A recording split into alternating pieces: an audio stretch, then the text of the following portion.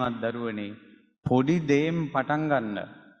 බුලත් කඩෙන් පටන් ගන්න කියලා කියන්නේ හැමදාම බුලත් විකුණන්න කියන එක නෙවෙයි. එතනින් තමයි තමන්ගේ අරමුණට යන කනෙක්ෂන් ටික හදාගන්න ඊට පස්සේ.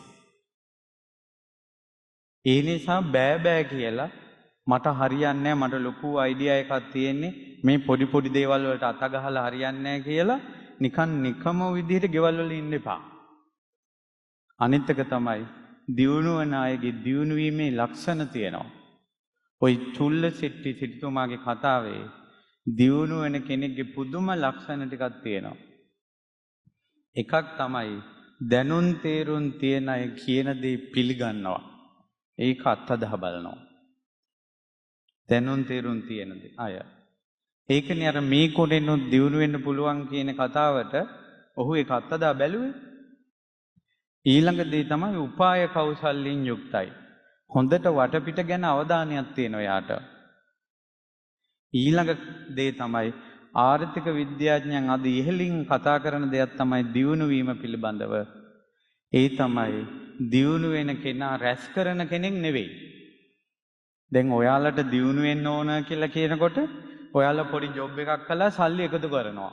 ඔය දියුණු වීමේ ලක්ෂණයක් නෙවෙයි. දියුණු වීමේ ලක්ෂණය තමයි ආයෝජනය කිරීම. අනිවාර්යෙන් දියුණු වෙන කෙනෙක් නම් ආයෝජනය කරන්න ඕන. සල්ලි එකතු කරන්න හොඳ නැහැ. දැන් මෙයා පළවෙනි ලැබුණ සොච්චම හකුරු වලට ආයෝජනය කළා. ඒ ලැබුණ මුදල ආයෝජනය කළා. එහෙම තමයි දියුණු වෙන කෙනා. දියුණු වෙන කෙනා පළමුවෙන්ම ලාභය බලන්නේ නැහැ.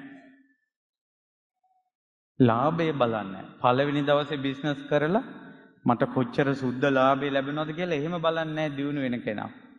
දියුණු වෙන කෙනාගේ තියෙන උත්සාහය, වීරිය, කරන වැඩේ හරියට කරන එක. පස්සේ සල්ලි ගණන් කළ හැකි. ඊළඟට තමයි යාළුවෝ හදාගන්න එක.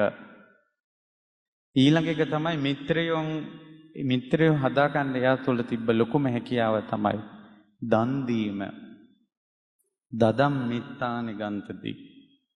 උපක්‍රමශීලී බව. ඊළඟ එක තමයි කෘතඥතාවය. තමන්ට උපකාර කරපු අය අමතක නොකිරීම. කෙලෙහි ගුණේ. එතකොට බුදුරජාණන් වහන්සේගේ එක දේශනාවක තියෙනවා කෙලෙහි ගුණ දන්නේ නැති කෙනෙක් ඉදිරියට යන්න හැදුවොත් එයා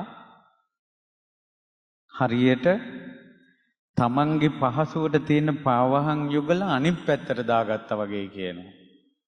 වැරදියට පාවහන් දාගෙන යන්න හදනවා වගේ කියනවා.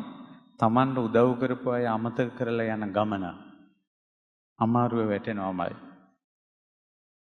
අනිත් එක තමයි මෙයා තරුණයෙක් වෙලා අතට සල්ලි ලැබලා ධනවත් වීගෙන එනකොට මෙයාගේ ඇසුරට මෙයා පාප මිත්‍රයෝ ගත්තේ නැහැ. බොන අය ගත්තේ නැහැ. සල්ලාලියෝ ගත්තේ නැහැ. පාටි දාන අය ගත්තේ නැහැ. පුදුම බේරිල්ලක් මෙයා බේරුනේ. කසාද වලට කලබල වුණේ. දැන් අද O level වලට කලින් A level වලට කලින් උපාධිය ගන්න කලින් ගෙයක් දොරක් හදා ගන්න කලින් රස්සාවක් ගන්න කලින් ඔකෝටම කලින් කලබල වෙනවා කෙල්ලෙක් යාළු කරගන්න. එහෙම නැත්නම් කොල්ලෙක් හොයාගන්න පුදුම කලබලයක්. හරියට මේ කොල්ලෝ කෙල්ලෝ මේ ලෝකෙන් වඳ වෙනවා වගේ එකක්. දරුවනේ ඔයාලා පිළිගත්තත් නැතත් දූලට විවාහ වෙන්න කර්මානුරූපව පිරිමියෙක් මේ ලෝකේ පහළ වෙලා ඉන්නේ. පුතාලට බිරිඳක් විදිහට කර්මානුරූප කෙනෙක් පහළ වෙලා ඉන්නේ. ඔයාලා කොච්චර එක එක්කෙනත් එක්ක යාළු වෙලා හිටියට කතා බහ කළාට මැසේජ් කළාට කර්මානුරූප කෙනා ගානට සෙට් වෙනවා විවාහයට. ඒ කර්මානුරූපව Tamanda උරුමකාරයා හෝ උරුමකාරිය මුණ ගැහෙන්නේ එක්කෝ සැප විඳින්න එක්කෝ දුක් විඳින්න. Tamanda විඳවන්න ඕන විදිහට ගානට කෙනා සෙට් වෙනවා. ඒකට Taman උත්සාහ කළත් නොකළත් ඒවා ගානට සෙට් වෙනවා. ඉතින් ඒ නිසා අම්මලා තාත්තලා ඒව ගැන බලයි. ඔයාලගේ ජීවිතේ ඉහළට යන්න ආර්ථිකයෙන් ශක්තිමත් වෙන්න බලන්න.